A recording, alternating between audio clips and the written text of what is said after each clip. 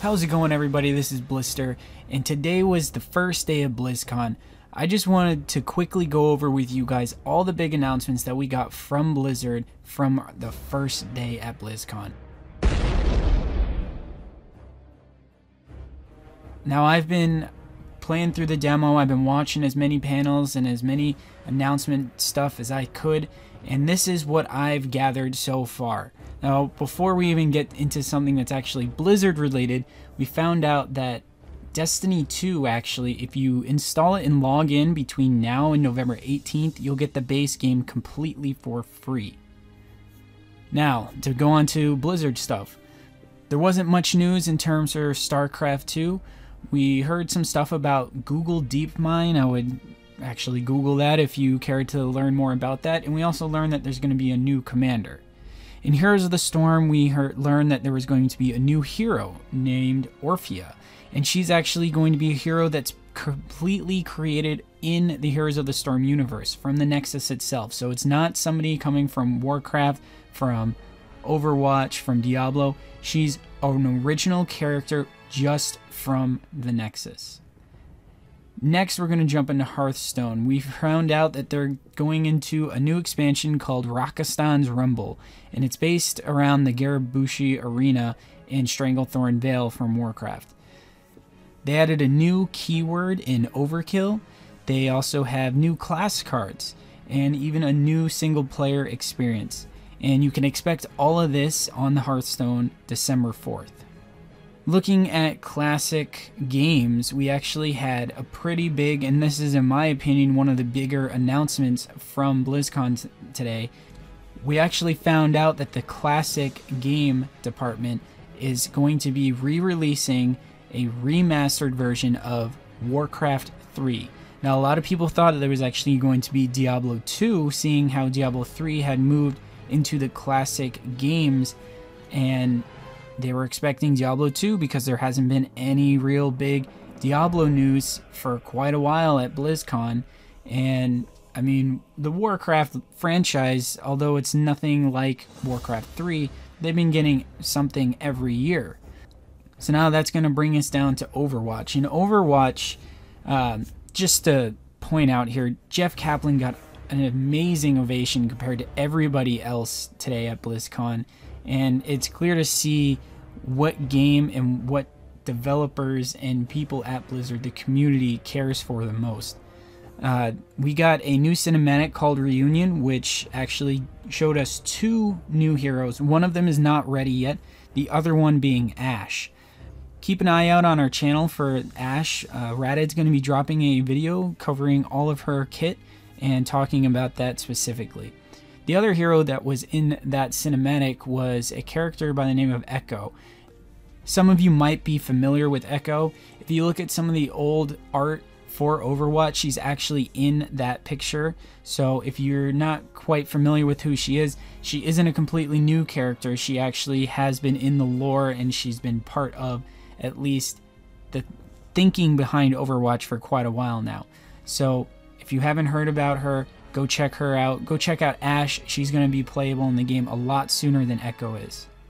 That brings us down to World of Warcraft. So I'm going to start with Classic because there really wasn't much in terms of announcements compared to Retail WoW. For Classic, we found out that it's going to be a summer 2019 release date. So those dates that we heard from the potential German leaker weren't really that far off. It was kind of the very, very beginning of summer that his initial leak was saying. So, I mean, we're kind of right on point there.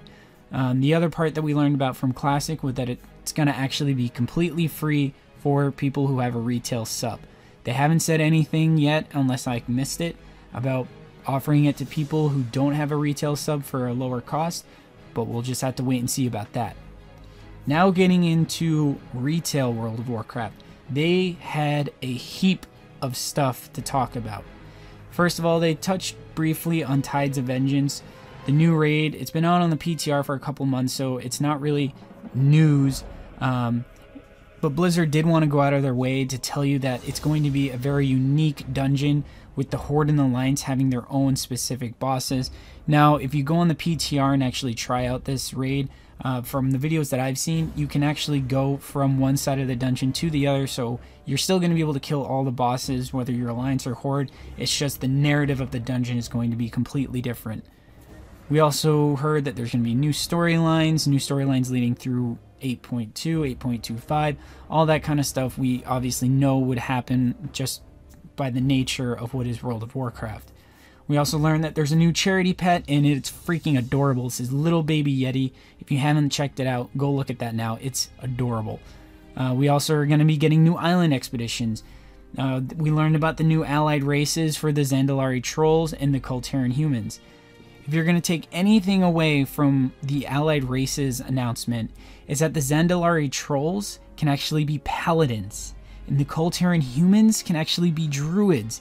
Freaking amazing. This is crazy. Now, I don't play too much retail anymore, but that's just crazy. We're finally getting another class that can be a paladin on the Horde, and the Alliance is finally getting a second druid class. About freaking time.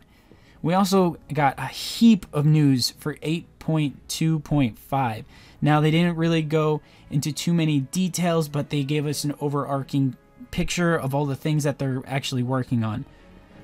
Some of those things that they're actually working on are assaults that are going to be in Kil'Taras and Zuldazar. Those are going to be very similar to the Legion invasions, and I'm assuming that it's also going to be a great way to level up. We're also going to get Nazjatar. Within Nazjatar, we're also going to be getting a new raid called Azshara's Eternal Palace. Nobody was expecting anything less than a new raid when it came to that patch cycle. There weren't that many people who probably thought it could end up being Azshara's Eternal Palace, though. I mean, we also learned that in Azshara's Eternal Palace, Azshara herself is actually going to be one of the bosses in there. And on top of that, we're also possibly going to be getting an underwater boss, which is something that Blizzard has talked about for a long time about doing, and they've never actually gotten around to doing it. We also learned that new Goblin and Worgen models are going to be coming to us at 8.2.5, and I gotta tell you, the Worgen models looked amazing.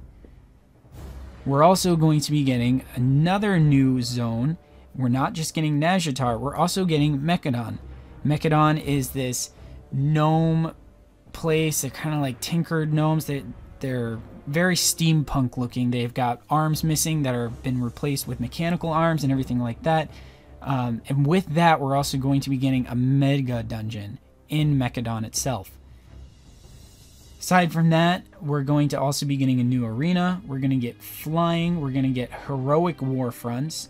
We're also getting Gnome and Tauren Heritage armor. I gotta tell you, the Tauren armor actually looked really cool. And we're also gonna get Battlegrounds. And some of you may be thinking, yeah, no big deal, we're getting a new Battleground. No. We're not getting a new Battleground. We're getting PvE Battlegrounds. We're getting Battlegrounds where you can go in and play against computers instead of people. That's crazy. They said pretty much that with the new advances that they've had in their AI that they can actually finally do something like this. So you're going to actually be able to do Battlegrounds against computers. Now in the video they only showed it again in Warsong Gulch. So who knows if it's just going to be Warsong Gulch to start out with, and then they're going to bring it out to other Battlegrounds. But personally I think they'll just do it across every single Battleground. And the last bit of news that we got was Diablo news. A lot of fans were actually disappointed with the Diablo news that we got. All that we learned was that Diablo did have a new game that they announced. However, it was for the mobile. We learned that this game is going to take place between Diablo 2 and Diablo 3. It's going to have a lot of the same classes that Diablo 3 has, and it's going to be on mobile. So if you have a smartphone, you'll be able to play it, but there are no plans currently to bring it over to PC or any console. Now it does seem like it has a pretty nice combat system, but to be quite honest, I too am disappointed. I was really hoping for a new Diablo game, and I know that's what we got, but I did not expect it to be on mobile. I was expecting, you know, Diablo 4, not some spin-off that's going to be on mobile. So I am a little disappointed there, but beggars can't be choosers. So what are you gonna do? Now that's all the news I got for you guys today. I am going to be watching again tomorrow, and if there are any new big updates that I have to bring you, I will make another wrap-up video like this at the end of BlizzCon tomorrow. So if you want to get more news, make sure you come back here tomorrow. And as always, guys, take care, and I'll see you in the next one. Hey, it's Radit here. Don't forget to hit that like button and subscribe as well. It really helps out the channel. We put out multiple new videos each week, and we appreciate all of your support. Thanks for watching, everyone, and cheers.